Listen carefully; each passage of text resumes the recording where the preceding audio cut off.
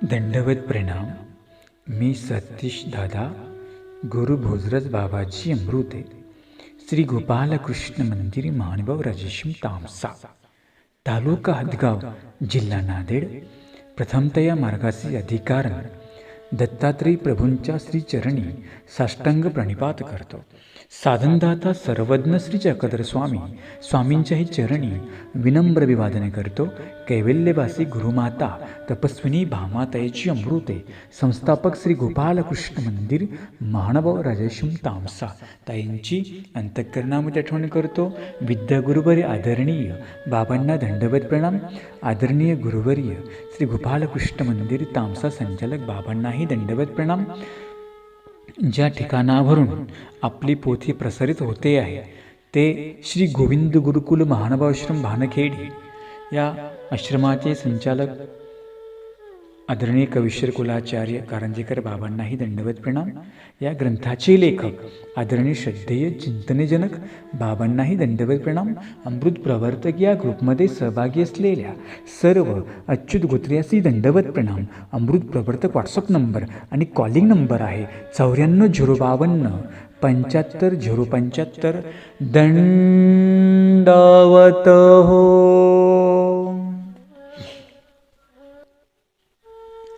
आपण 10वी टीका पाहत आहोत दत्तकवच महाभाष्याची. काल आपण बघितलं की परमेश्वर जो आहे, दत्तात्रय प्रभूंनी जी वेशभूषा आहे ते दिगंबरम सांगितली.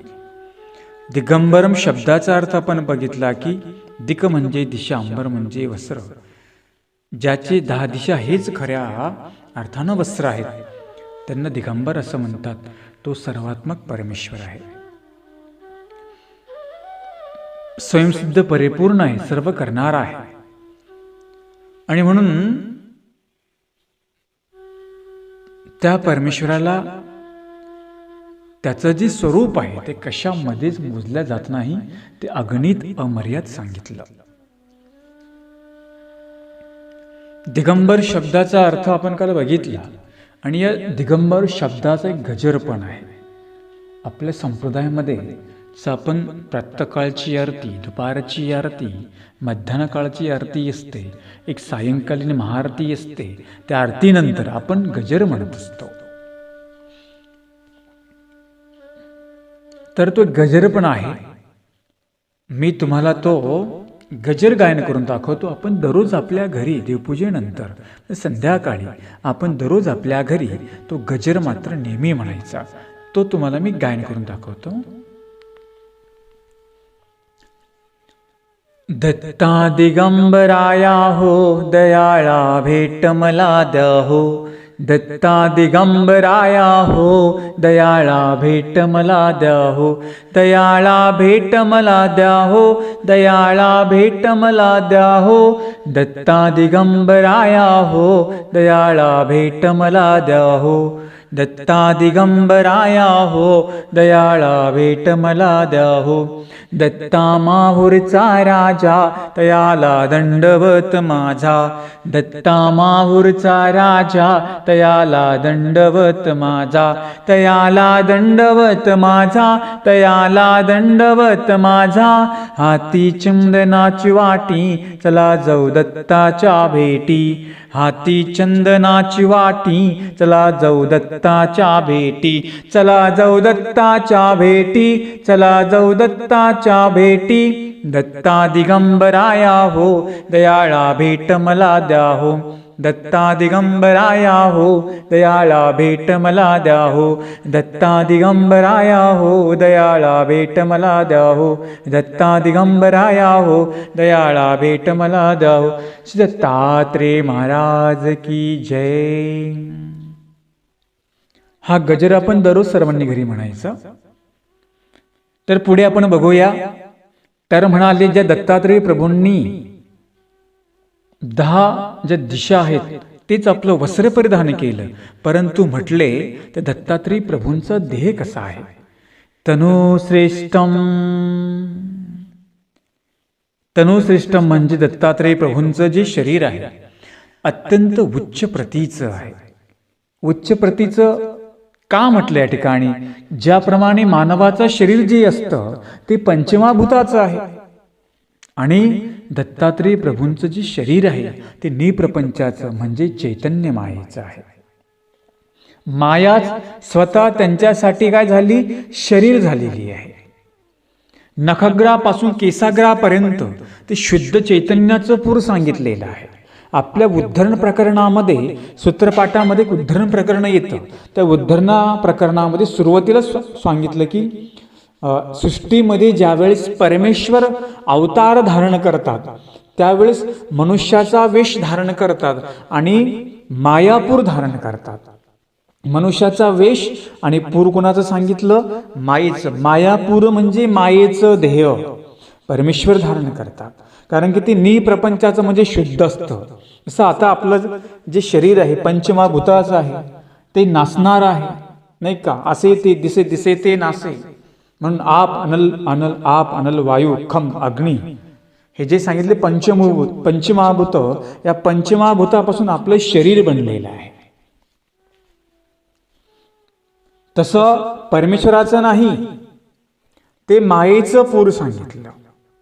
ज्यावेळेस परमेश्वर अवतरतात किंवा एखाद्या गर्भामध्ये, एखाद्या मातेच्या गर्भामध्ये परमेश्वर जेव्हा अवतार धारण करतात त्या ठिकाणी मायापूर होऊन जाते. तिथला जो जिथे परमेश्वर येणार आहे ते सगळं शुद्ध करून टाकते माया. तिथे माया नटलेली असते. नखाग्रापासून केसाग्रापर्यंत शुद्ध चैतन्याची ते नख सुद्धा तेवढंच पवित्र आहे परमेश्वराचं. आणि जी केस आहेत ती सुद्धा केस पवित्र मानव. नखापासून त्यांनी प्रमाण दिलं, नखाग्रापासून केसाग्रापर्यंत. म्हणजे याला म्हणतात मूर्तिनिष्ठ पदार्थ. मला कोणी प्रश्न केला, म्हटले बाबा मूर्तिनिष्ठ म्हणजे काय आणि वस्तुनिष्ठ म्हणजे काय? मूर्तिनिष्ठ पदार्थ म्हणजे परमेश्वराच्या संबंधी ज्या उपयोगी गेल्या त्या वस्तू. जसं उदाहरणार्थ दाढ, नख, केश, कलाप, ह्या काय सांगितलं? ह्या मूर्तिनिष्ठ पदार्थ म्हणजे मूर्ती संबंधित आहेत ना. ते तर नख कुठे आहे? मूर्तीलाच आहे. दाढ कुठे आहे? मूर्तीमध्येच आहेत ना. मूर्ती समवित असलेले ते मूर्तिनिष्ठ पदार्थ. आणि वस्तुनिष्ठ म्हणजे ज्या ईश्वराच्या व्यापारामध्ये किंवा ईश्वर संबंधित ज्या उपयोगी गेल्या त्या वस्तुनिष्ठ पदार्थ. म्हणजे उदाहरणार्थ आता जे काही वस्त्र होती किंवा जे काही लोहाचे भांडे होते, तांब्याची भांडे, गंगाळ, लोह, तांबान आहे की नाही. आपण पाहिलं ना, पालमांडा म्हणजे आरती थाळा, जेवणाचं ताट, जे काही स्वामींच्या उपयोगी गेले त्याच्यामध्ये मग ते सांगितलं बघा, काही चमड्याची वस्तू आहे, जसं पाखाल आहे की पिशवी आहे चमड्याची, ही कशी गेली? ते स्वामींच्या उपयोग गेली की नाही. वस्त्र आहेत, याला म्हणतात वस्तुनिष्ठ पदार्थ. वस्तू म्हणजे उपयोगी गेलेल्या ज्या वस्तू त्याला म्हणतात वस्तुनिष्ठ पदार्थ. आणि मूर्ती संबंधित जे आहेत त्याला म्हणतात मूर्तिनिष्ठ पदार्थ. आता उदाहरणार्थ तुम्हाला मी सांगितलं की नाही, तर दाढ कुठे होते? मूर्तीमध्येच. नख मूर्तीसोबतच आहे ना, म्हणजे मूर्तिनिष्ठ म्हटलेलं आहे. हे म्हणून आपण जे वंदन करतो, आपण असं काही वंदन करतो का? नाही. ज्या उपयोगात गेल्या वस्तू, आता प्रामुख्याने दत्तात्रेय प्रभूंचे स्थान आहेत, परंतु गोविंद प्रभू बाबा आणि सर्वज्ञ श्री चक्रधर स्वामी यांच्या संबंधित जे काही वस्तू उपयोगी गेल्या त्याही मध्ये आमच्या सर्वज्ञ श्री चक्रधर स्वामींच्या उपयोगात बऱ्याच अलीकडे म्हणजे वस्तू गेल्या. आपण ते प्रसाद तुल्य मानतो. सूत्रपाठामध्ये प्रसाद सेवा प्रकरण आहे. त्या प्रसाद सेवेमध्ये स्वामींच्या संबंधित कोण वस्तू गेल्या त्याचा त्यांनी पूर्ण तिथे माहिती बायदेव जी प्रसाद सेवा केली त्या प्रसाद सेवेमध्ये त्यांनी ते संदर्भ सांगितलेले आहेत. आपल्यामध्ये 24 प्रकारच्या टीका आहेत प्रसाद सेवेच्या, परंतु सूत्रपाठामध्ये जी आहे ती बायदेव व्यासांनी जी प्रसाद सेवा त्यांनी तिथे सांगितलेली आहे. म्हणजे ज्यांच्याकडे सूत्रपाठ आहे त्यांनी ते बघा. तो विषय वेगळा आहे आपला, पण तुम्हाला फक्त मुद्दा सांगितला की वस्तुनिष्ठ कोणते पदार्थ, मूर्तिनिष्ठ कोणत्या वस्तू ह्या ज्या उपयोगी गेल्या त्या परमेश्वराच्या चरणस्पर्शाने त्या पवित्र झालेल्या असतात आणि आपण तो वंदन करतो. जसं वस्त्रप्रसाद आहेत, स्तंडेल आहे की नाही, जसं दाढ न केश कलाप हे काय सांगितले, प्रसाद तुल्य सांगितले, किंवा गुडा क्षेत्रखाज पिवल तळवली खडकुलीचे खडक डोमेग्राम हे काय सांगितले, प्रसाद तुल्य स्थान सांगितली. हे स्थान वंदन 5 स्थानाची प्रसाद तुल्य सांगितली. ही स्थाने वंदन केल्यानंतर आम्हाला प्रसाद सेवेचं गोमटं भेटतं. मी तुम्हाला पाठीमागे सांगितलं, जर तुमच्याकडे जरी प्रसाद नसेल तर ज्या ठिकाणी कुठे शेजारी असेल किंवा परमार्गात असेल आपण तो प्रसाद वंदन करायचा. प्रसाद वंदन केल्याने आपल्यामध्ये योग्यता येते, प्रसन्नता येते आणि मळणत्व दूर होतं. मळणत्व म्हणजे नेमकं काय, जे प्रपंच करून जे आपण काही कर्म आपल्याकडून होत असतात ती कर्म करता करता आपण एवढं मलिन होतो, किंवा काही आपल्याकडून अशा काही क्रिया घडतात आपण मलिन होऊन जातो. आणि मग तुम्हाला माहिती आहे की ज्याप्रमाणे कपडा जर खराब झाला तर त्याला पाण्याकडे न्यावं लागतं, मग तेव्हा तो शुद्ध स्वच्छ होतो की नाही, तसं ही कर्म प्रपंचरूपी कर्म करत असताना जे काही म्हणत माझ्याकडे आलं, किंवा जे काही प्रपंच करताना जे काही हिंसा होते ते निघून कठीणत्व येतं. कठीणत्व म्हणजे नेमकं काय, विधी न करू वाटणे. कठीण म्हणजे आपण निबर होऊन जातो. एखादं वाळूक असतं की नाही, जो पण ते कोमळ असतं त्याचं सगळं करा, लोणचं होतं, कोशिंबीर होते, सगळं होतं, ते एकदा का जरड झालं तर मग त्याचं काहीच करता येत नाही. जारसैल्या वाळकाचा दृष्टांत आमच्या स्वामींनी दृष्टांतामध्ये सांगितला. जारसैले वाळू, भवरले वाळू, धेलुतेले वाळू सांगितलं की नाही, हे जरड होतं. तसं प्रपंच करत असताना जे हिंसा होते किंवा जे दोष घडतात तेने करून आमच्यामध्ये कठीणत्व येत असतं. हे कठीणत्व जाण्यासाठी आम्हाला दररोज त्रिकाळ पूजासर करायला सांगितला. तर काय होईल, आपल्यामध्ये ती प्रसन्नता राहत जाईल. म्हणजे ज्या ठिकाणी परमेश्वराचा स्पर्श झाला त्या ठिकाणी प्रसन्नता आहे की नाही, मग स्थान असेल, विशेष असेल किंवा प्रसाद असेल, असते ना प्रसन्नता. आपण जेव्हा विशेष वंदन करतो तेव्हा एक वेगळ्या प्रकारचं समाधान आपल्याला वाटतं की नाही, कुणाला वाटेल, जे करतात त्यांना वाटेल. फक्त घरी नुसती देवपूजा असून फायदा नाही, किती पिढ्याने पिढी आली याला अजिबात फायदा नाही, त्याला होणार नाही तो, पण जो करेल त्याला होईल.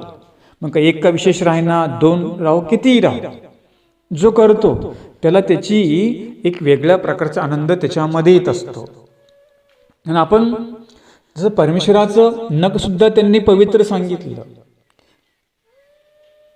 नखाग्रापासून शिकाग्रापर्यंत सगळं शुद्ध चैतन्य सांगितलेलं आहे. का तर ते म्हणाले मायेचं देह आहे, मायापूर त्या ठिकाणी झालेली आहे. मायापुरामध्ये परमेश्वर काय करत असतात, म्हणून परमेश्वराने मायापूर धारण केले. म्हणजे मायापूर, पूर म्हणजे देह, मनुष्याचा वेश आणि मायापूर धारण केलेला आहे. परमेश्वर मायापूर धारी होती सांगितलं, ते शुद्ध चैतन्य सांगितलेलं आहे. म्हणून आपल्यामध्ये एक प्रथा आहे, जे काही प्रसाद असतील किंवा विशेष असतील आपण ते वंदन करतो. दुसरी गोष्ट, आपण जर कुठं अंतिम विधीला गेलो, तिथून आल्यानंतर सुद्धा आपण पहिला आंघोळ करून आपण पहिला प्रसाद वंदन केला पाहिजे. जरी नसेल आपल्याकडे प्रसाद किंवा आपल्याकडे जो विशेष आहे तो आपण पहिला वंदन केला पाहिजे. आता आपण एखाद्याच्या अंतिम विधीला जातो, म्हणजे कुठे जातो आपण, तिथे तामस जागेमध्ये जातो किंवा नपाळते जागा असते. स्मशानभूमी काय चांगली असते का, तिथे सगळं प्रेत असतात की नाही, नपाळती जागा असते ती. आणि मग उपदेशी वर्गाला सांगतो, बरेच उपदेशी लोक अंतिम शुश्रूषा करून आल्यानंतर तसंच पाणी पितात, फक्त आंघोळ करतात, काही बरोबर देवपूजा करत नाही, काही तर काहीच करत नाही. म्हणून त्यांना सांगतो की आल्यानंतर आपण अंतिम विधीहून या, किंवा कुठेही बाहेरून या. कुठे बाजारला गेले, कुठे कामानिमित्त गेले, कुठे कार्यानिमित्त गेले, आल्यानंतर आपण प्रथमतः देवपूजा वंदन, की जर आपल्याकडे असेल प्रसाद, आपण तो प्रसाद केला पाहिजे. किंवा ज्यांच्याकडे प्रसाद नसेल, त्यांच्याकडे सूत्रपाठ असेल, त्यांनी ती प्रसाद सेवा पठण करून, विशेष वंदन करून, चरण उदक घेऊन नंतर मग पाणी पिलं पाहिजे. ही असती निगोती, हे असतात बारकावे. आपण तेवढं पाळतो का? आपण तर कुठेही पण जातो, कसं पाणी पितो, पाणीच काय पितात, कुठे काय काय खाऊन पण येतात, त्यांना कळत नाही आपण कुठेही गेलो. जर तुम्ही त्या गावामध्ये उपदेशी घर असेल तर त्या घरी जा, तिथे विशेष प्रसाद वंदन करा, नंतर तुम्ही पाणी पिऊ शकता. करू शकतो की नाही आपण? आपण ही काळजी घेत नाही आणि मग आपल्यासोबत आपण भूतं घेऊन येतो घरी. मग आणतो की नाही भूतं आपण? मग का बरं झालं असं? मग आपलं सगळं बिघडतं, आपली प्रकृती बिघडते, आपण मग मेंटलसारखे करायला लागतो. मग सांगतात की बाबा आता मेंटलसारखा करतो, वेड्यासारखा करतो. मग नक्की समजायचं की काय काय म्हटलं, फक्त नुसतं भूतासारखा खातोच म्हणे हा. समजून घ्यायचं की याला काहीतरी कुठे झटका बसलेला आहे. म्हणजे नपाळतं पाळतं स्मशानभूमीतली जागा आपण पाहत नाही, म्हणून आपण नपळत्यामधून घरी आलो.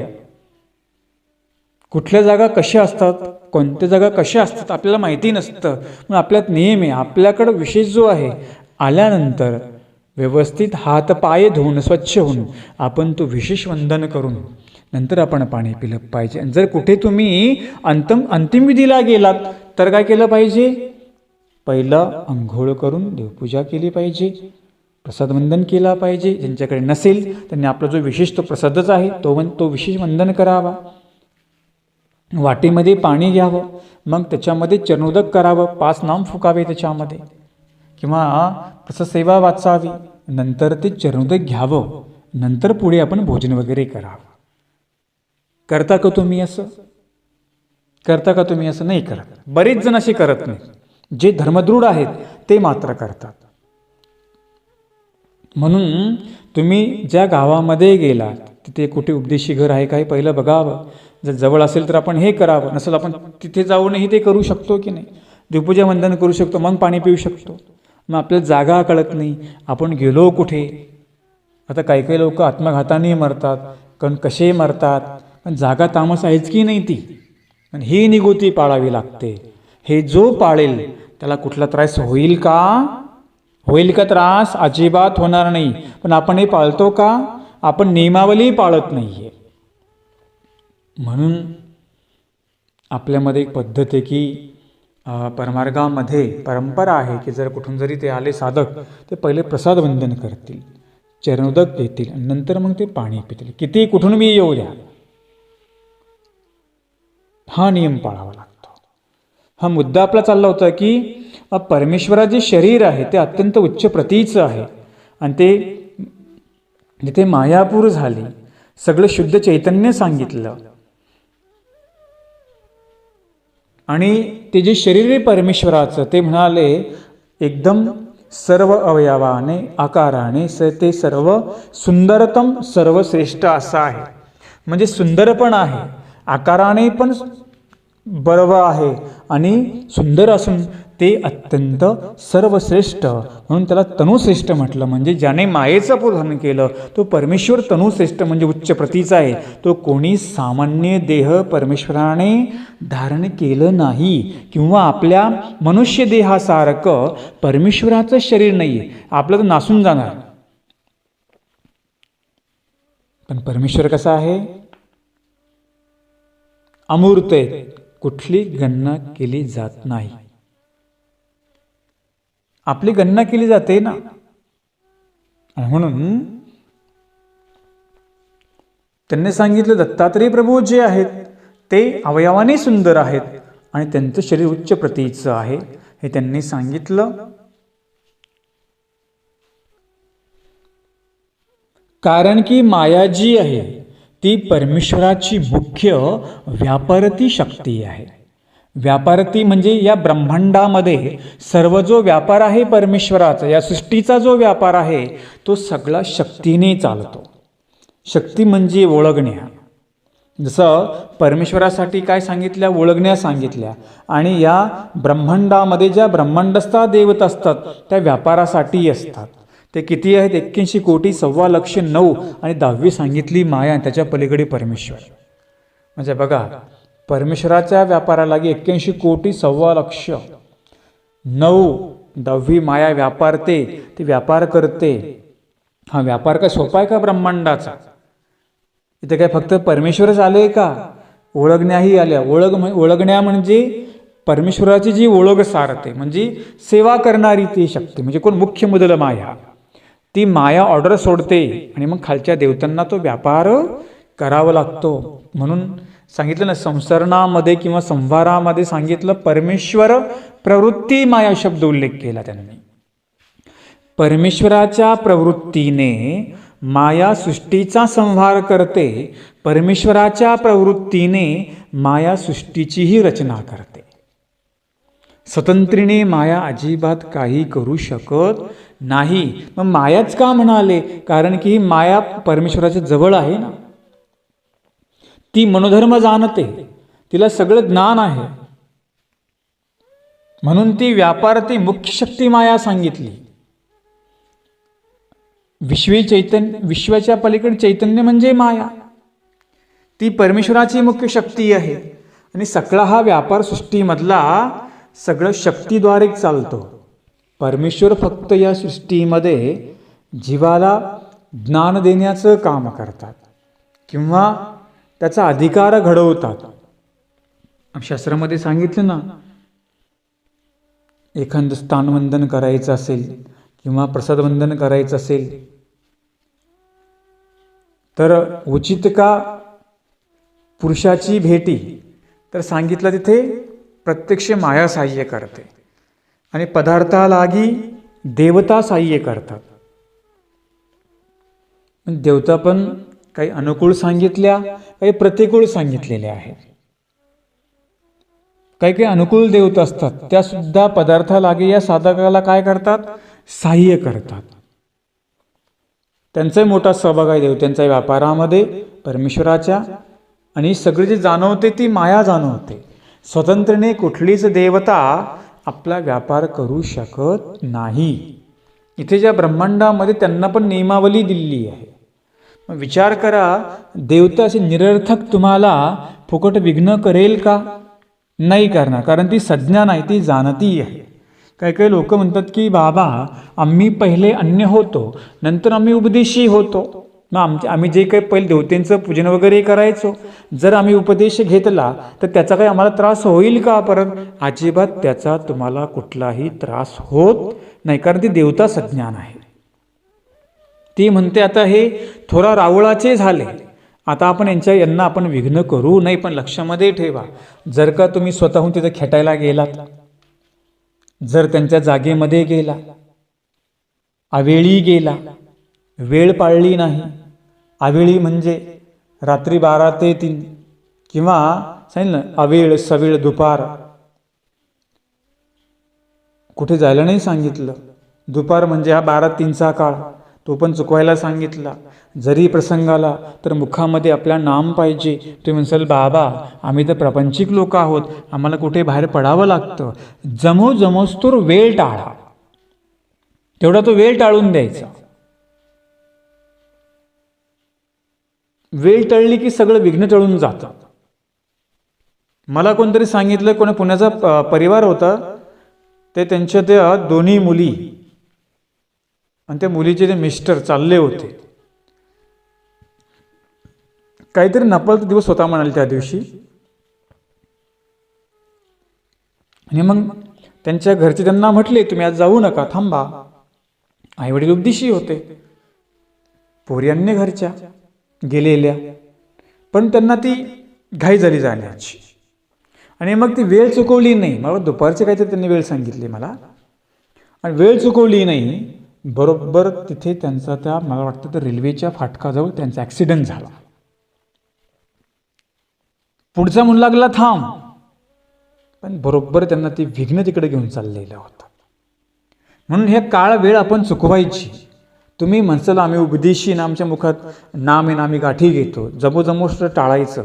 जर जाण्याचा प्रसंग आला तर मात्र मुखामध्ये आपलं नाम ठेवायचं. भर दुपारी कुठे जायचं नाही फिरायला. किंवा रात्री इथे येतं 12 ते 3 सांगितलं की नाही, अवेळ सवेळ, अवेळ आहे ना ती रात्री ती. तिथे त्या काळामध्ये भूता सैर वैर धावतात. 12 ते 3 हा म्हणजे भूतांचा टायमिंग आहे. ते फिरत असतात इकडं तिकडं, तिकडून इकडं, इकडं तिकडून तिकडं. जर का त्यांची आपण तडाख्यात सापडलो तावडीमध्ये, तर मग काय होईल? आपल्याला ते विघ्न करणार नाही का? किंवा बिनकामी आपण त्या देवतेच्या मंदिरात गेलो किंवा त्यांच्या जागेमध्ये गेलो, विघ्न करेल की नाही देवता आपल्याला? कोणीही राहो, तुम्ही राहो की आम्ही राहो, साधक राहो ग्रस्त राहो, विघ्न त्याला करेल की नाही ते? आपण देवतेच्या मंदिरात जाऊ, त्याच्याकडे पाय करून बसू, तिथे काही थुंकू किंवा काही लघवी करू, त्या देवतेला त्याचा निरोध होतो, त्रास होत असतो. म्हणून आपण जे पाळतो, आपण काही त्यांचा मानव संप्रदाय जो आहे तो कोण्या देवतेचा अपमान करत नाही किंवा कोण्या मंदिराचा अपमान करत नाही. तिथे गेल्यानंतर अशा चुका घडतात. आमच्या स्वामींनी सांगितलं, आपल्याकडून कुठल्याही देवतेचा, कुठल्याही धर्माचा अवमान साधकाकडून झाला नाही पाहिजे. हे आमच्या स्वामींनी आम्हाला शिकवण दिली, आमच्या गीतेने आम्हाला शिकवण दिलेली आहे. हा, आपण त्यांना मानत नाही. का मानत नाही? की त्याच्या पलीकडे परमेश्वर आहे. परंतु त्या देवता जे आहेत त्या ब्रह्मांड व्यापारालागी त्या शक्ती, परमेश्वराच्या शक्ती आहेत. आणि म्हणून हे गोष्टी आपण लक्षामध्ये ठेवायचं की आपलं असं का झालं. आपण चुकतो, आपण कुठेतरी चुकतो, नंतर आपण असं विघ्न घेऊन येतो. 7:30 आपण घरी आणतो की नाही, 7:30 ज्याला म्हणतात ती, आपण ती घरी आणतो. अशी ती पावलं आपण 7:30 घरी घेऊन येतो. म्हणून आपल्यात नेहमी की आल्यानंतर पहिले स्वच्छ हातपाय धुणे. आता कोरोनाचा काळ आम्हाला काही बरा शिकून गेला. घरात आल्यानंतर पहिलं तर पाय धुवावे लागतात, स्वच्छ व्हावं लागतं. काय झालं? ही स्वच्छता फार महत्त्वाची आहे. आता आपण कोरोनाच्या मरणाच्या भीतीपोटी स्वच्छता पाळायला लागलो. धर्माने आम्हाला पहिली सांगून ठेवलं. आमच्या स्वामींनी तर नांदूर मधमेश्वर ठिकाणी स्वामींना विडा व्हायचा होता. स्वामींनी तो विडा पहिला रांजणामध्ये धुतला, नंतर तो विडा समर्पण केला. काय शिकून आहे आम्हाला? जे काही अर्पण करायचं ते शुद्ध पद्धतीने अर्पण करायचं. आपल्यामध्ये एक पद्धत आहे, आल्यानंतर हात सोवळे करणे, डोक्याला रुमाल बांधणे, कपाळ पुसणे, स्वच्छ होऊन नंतर देवपूजा वंदन करणे, नंतर विडा समर्पण करणे. आहे की नाही? आपल्यामध्ये पवित्रता पाळतो की नाही आपण? ही ती पाळलीच पाहिजे. आणि म्हणून आपण सुद्धा हे काही गोष्टी लक्षामध्ये ठेवायच्या की अवेळ सवेळ ज्या काही गोष्टी आपण चुकवायच्या, नाहीतर काय होतं मग त्याचा बाधा आपल्याला झटका मात्र तो बसतो.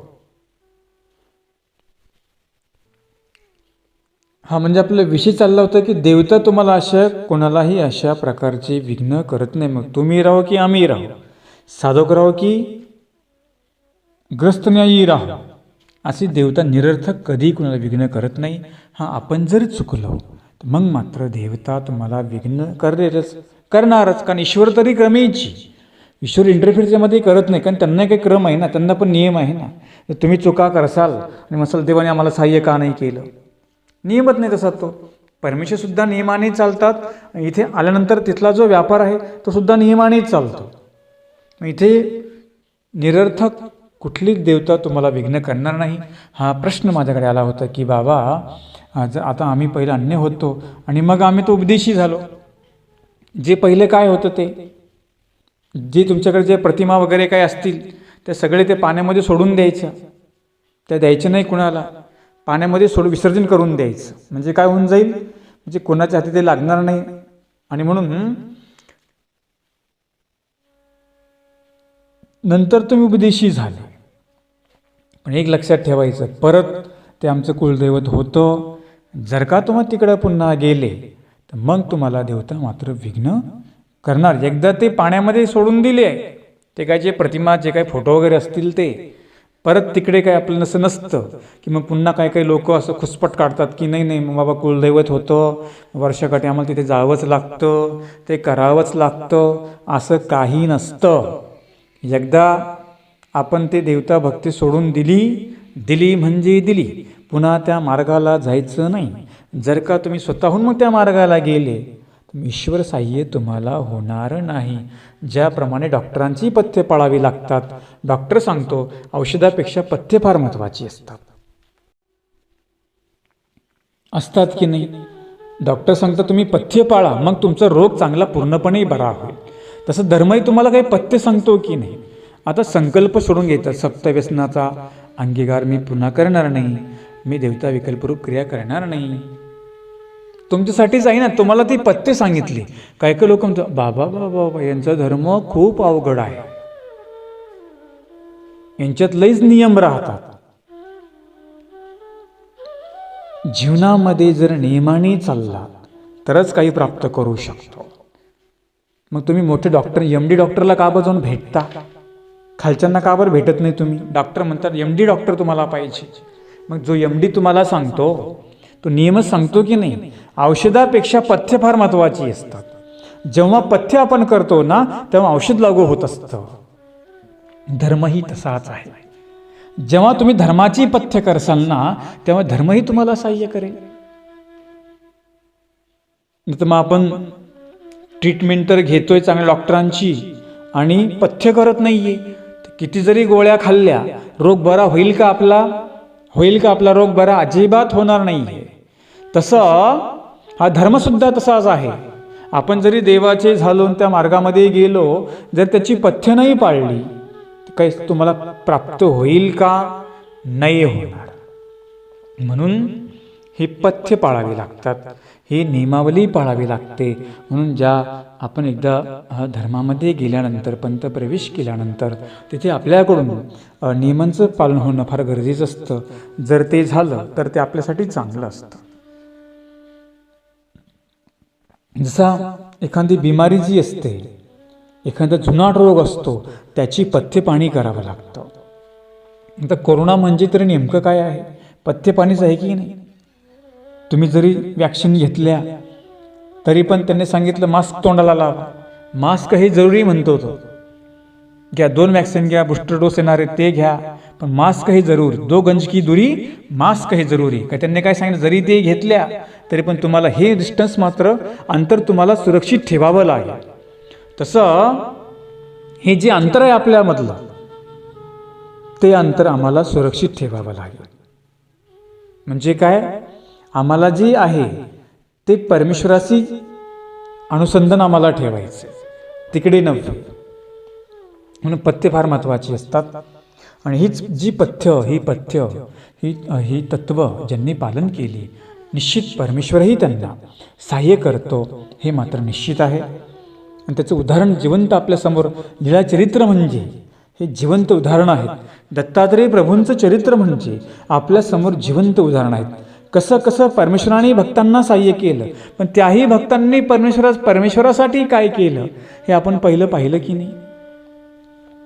द्रौपदी मातेचा प्रसंग बघितला, किंवा आपण सुदाम्याचा प्रसंग बघितला, किंवा अर्जुन आहेत त्यांचा पण प्रसंग बघितला. अनेक आपण प्रसंग चरित्रामध्ये पाहतो. कधी सहाय्य केलं, केव्हा त्यांना सहाय्य केलं, त्यांनी पहिलं म्हटल्याप्रमाणे केलं. म्हटल्याप्रमाणे जे केलं जातं त्याला तर अनुसरण असं म्हणतात.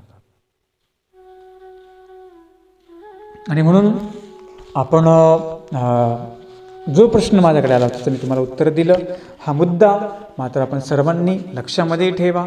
आणि जरी तुम्ही पहिले अन्य होता नंतर उपदेशी झाला, तुम्ही जे काही पहिलं करत होता ती कुठली देवता तुम्हाला विघ्न करणार नाही. पण तुम्ही जर का निरर्थक तिथे गेला मग मात्र तुम्हाला विघ्न केल्याशिवाय राहणार नाही, हे सुद्धा लक्षामध्ये ठेवा.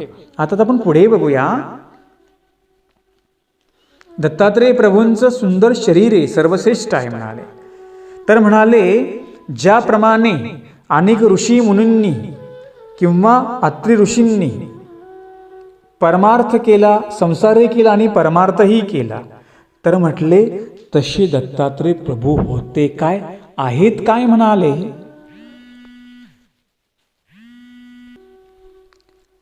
जसं ऋषी लोक असतात ते ऋषींच्या पत्न्या पण असतात. पूर्वी आपण पाहिल्या होत्या आणि आत्ताही तो प्रकार आहे. म्हणजे जे अन्य ऋषी, ती ऋषी लोकांच्या म्हणजे ते परमार्थही करतात आणि प्रपंचही करतात. तसं म्हणाले दत्तात्रेय प्रभू आहेत काय ना? कसे म्हणाले ते? ब्रह्मचारी व्रते स्थितम. दत्तात्रेय प्रभू हे ब्रह्मचारी व्रतावर स्थिर आहे आणि ते ब्रह्मचारी आहे. ब्रह्मचार्याचं व्रत त्यांनी धारण केलेलं आहे. विद्याभ्यास करण्यासाठी ब्रह्मचर्य धारण केल्या जातं. ज्यांना विषयानंदापेक्षा ब्रह्मानंदाचा अनुभव श्रेष्ठ वाटला ते ब्रह्मचारी ब्रह्म्याच्या आचारातच रममाण झालेले आहेत. जसं आपण पाहतो की जो विषयानंदाचा वेगळा आहे, जो विषया उपभोगाचा वेगळा आहे, त्याला ब्रह्मचारी असं म्हटलं. तो कोण असतो? तो पुरुष, तो ब्रह्मचारी म्हटला. आणि विद्याभ्यास करण्यासाठी सुद्धा ब्रह्मचर्य व्रत धारण करावं लागतं. आणि जो ब्रह्मचारी पुरुष आहे तो आपल्या आचारातच रममाण झालेले असतात. तसे दत्तात्रेय प्रभू जे ते ब्रह्मचारी व्रते स्थितम, ब्रह्मचारी त्यांनी धारण केलं आणि आपल्या व्रतावर ते स्थिर आहेत. कोण? दत्तात्रेय प्रभू. आता आपण जसं पाहतो की ऋषी लोकांना पत्नी असतात, मग ते ब्रह्मचारी असतात का? नाही. व्रत साधना करतात की ते, पण ते प्रपंचही करतात आणि परमार्थही करतात. जसं आपल्यामध्ये एक बालभिक्षुक असतो. बालभिक्षुक म्हणजे काय? ज्याला लहानपणी दिल्या जातं तो बालभिक्षुक. तो काही प्रपंच वगैरे करत नाही. तो लहानपणापासून त्याला इकडे या मार्गात दिल्यानंतर तो संन्यास घेतो. तो बालभिक्षुक संन्यासी. त्याही मध्ये जे लग्न न करता परमार्थामध्ये येतात ते सुद्धा बालभिक्षुक असतात बरं का. म्हणजे असं काही नाही की फक्त ज्याला लहानचा मोठा झाला. एक कसा आहे, आता जसं आता आम्ही आहोत, आम्हाला लहानपणीच दिलं मार्गामध्ये, आम्ही बालभिक्षुक. मग आमच्यातले एक प्रकार आहे जो जरी तो लहानपणापासून नव्हता पण अवांतर जरी मार्गामध्ये आला तरी तो कोण सांगितला? बालभिक्षुकच आहे. म्हणजे तो ब्रह्मचारीच आहे ना, त्याने थोडीच प्रपंच तिकडं केला. हा, जो प्रपंच करून इकडे येतो त्याला त्यागी असं म्हणतात. म्हणजे त्यांनी काय केला? प्रपंचाचा त्याग करून इकडे आला म्हणून त्याला त्यागी असं म्हणतात. एक आहे बाळभिक्षुक, एक आहे त्यागी. एक लहानपणापासूनच आहे किंवा एक तिकडे गेलाच नाही. आणि या संप्रदायामध्ये जे काही असतं सगळं स्वखुशीने असतं. जरी आता मानवा संप्रदाय लहान मुलं राहतात ते त्यांच्या स्वखुशीने राहतात, त्यांचा अधिकार तो असतो. आणि या संप्रदायामध्ये कुणी कुणाला बळजबरी दीक्षा घेण्यासाठी करत नाही. आम्हाला जरी लहानचं मोठं केलं, 1000 लोकांमध्ये विचारतात संन्यास घ्यायचं की लग्न करायचं तुम्हाला, तिथे शेवटचा अंतिम समय आला. म्हणजे जेव्हा संन्यास होतो तेव्हा विचारल्या जातं. जो म्हणे प्रपंचाकडे जायचं तो जाऊ शकतो, जो अनुसरण घेऊ शकतो. असं काही नाहीये. इकडचा पण कधी तिकडे जातो, तिकडचा कधी इकडे येतो. म्हणून ज्याने कुठला प्रपंचाला जन्म दिलाच नाही तो बालभिक्षुक सांगितलेला आहे. मग एक लहानपणापासून मोठं झालेला असेल किंवा एक अवांतर मोठा होऊन आला असेल, परंतु त्याने काही प्रपंच केला नाही, तो प्रपंच केल्यानं नव्हे, तो तर त्यागीमध्ये मोडतो ना. तो सगळं प्रपंच करून इकडे आला. जेव्हा त्याला समजलं तेव्हा तो इकडे आला. म्हणजे त्याला म्हणतात त्यागी, कारण की तो प्रपंचाचा सगळा घरदाराचा परिवाराचा त्याग करून येतो. तो तसं आमच्यामध्ये काही अधिकरण आहेत, काही साधक आहेत, काही साध्वी आहेत, स्त्रिया आहेत, काही असे बालभिक्षुकच आहेत. आणि इथे आल्यानंतर तो जो जन्म आहे तो जन्म त्यांनी परमेश्वराला दिलेला आहे. म्हणजे ते जो तपस्वी असतो तो कुठल्याही विषयानंदामध्ये रमत नाहीये. तसं दत्तात्रेय प्रभू जी आहेत ते ब्रह्मचारी आहेत आणि त्यांनी व्रत धारण केलं आणि ते स्थित प्रज्ञा आहे, स्थिर आहे. प्रपंचामध्ये ते रमलेले नाहीयेत. प्रपंचाचे वेगळे ते आहेत. आणि त्यांचा जो संसार आहे की नाही म्हणाले, त्यांचा जो संसार आहे म्हणाले तो अध्यात्माचा विस्तार हाच त्यांचा संसार आहे. ते कुठल्या विषयभोगामध्ये नाही आहे, कुठल्या पदार्थात रममान परमेश्वर नाही आहे, तर त्यांचं कशात रममान आहेत म्हणाले, ते अध्यात्माचा विस्तार, त्याच्यामध्ये परमेश्वर रममान झालेले आहेत. म्हणजे सगळी पदार्थ परमेश्वराकडे आहे की नाही, सगळी संभावना आहे की नाही, परंतु परमेश्वर त्यापासून असून वेगळा. ते सांगितलं, रंगात रंग, रंगात रंगुणी रंग माझा वेगळा, गुंत्यात गुंतोनी पाय माझा वेगळा. रंगात आहे रंग, पण सगळ्या रंगापेक्षा तो वेगळा आहे, म्हणजे तो परमेश्वर. आपल्याला वाटतं सगळं हे निर्माण केलं परमेश्वराने, पण त्याच्या अलिप्तही तो आहे, एक असून वेगळा सांगितलेला आहे. परमेश्वर कशालाही लिंपाय मान होत नाही, त्यापेक्षा परमेश्वर वेगळा आहे.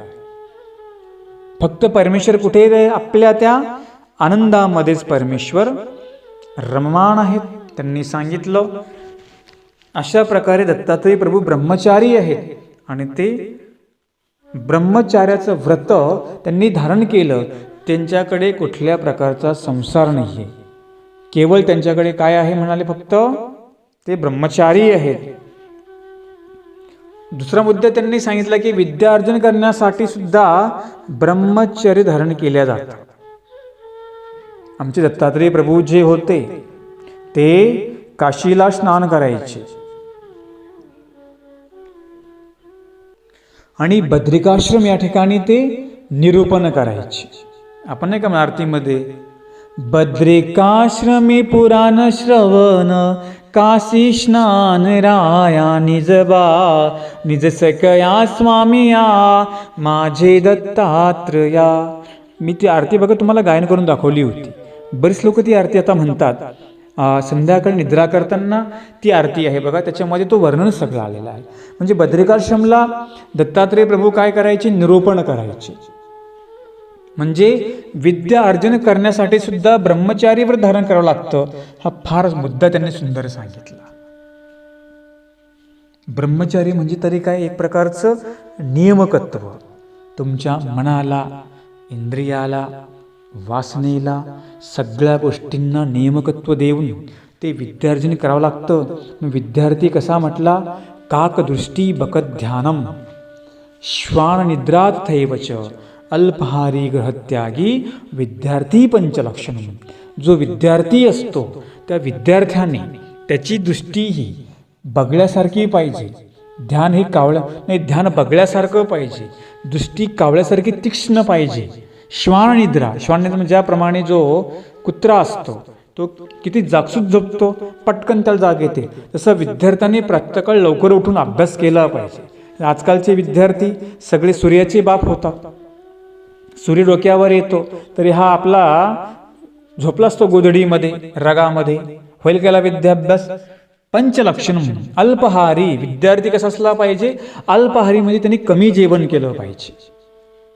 अल्पहारी ग्रहत्यागी, आणि ग्रहत्यागी म्हणजे त्यांनी घराचा त्याग केला पाहिजे. याला म्हणतात विद्यार्थी. तेव्हा होतो विद्याभ्यास. नाही फक्त काही शानशोक करून आणि टाइमपास करून, फक्त मोजमस्ती करून अभ्यास होत नाही. जेव्हा तुम्ही विद्यार्थी अवस्थेमध्ये असताना तेव्हा तुम्हाला नियमकत्व बंधन केलं पाहिजे.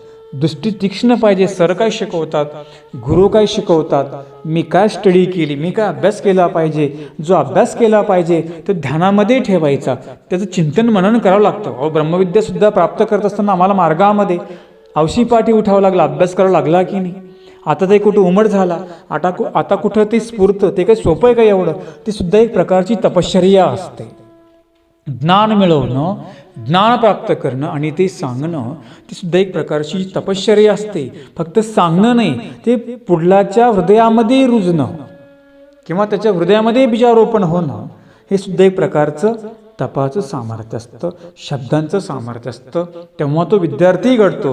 म्हणून विद्यार्थी सुद्धा जो विद्यार्थी आहे त्याने सुद्धा ब्रह्मचारीवर धारण केलं पाहिजे. मौन वाचायचं नियंत्रण सगळं पाहिजे. तेव्हा तो विद्या प्राप्त करू शकतो. दत्तात्रेय प्रभू म्हणाले ब्रह्मचारी आहेत आणि त्याने व्रत धारण केलं. हा दत्तात्रेय प्रभूंचा आदर्शही आपल्या जीवनामध्ये फार मोठा आहे. हे विद्यार्थी कसं असतं त्यांनी सांगितलं. जो साधक असतो तो ब्रह्मचारी व्रत धारण करून परमेश्वराचा आनंद कशा प्रकारे प्राप्त करतो हे त्यांनी सांगितलं. आता तो कशा प्रकारे आनंद प्राप्त करतो आणि काय धारण केलं हे आपण उद्या बघूया. दंडवत प्रणाम.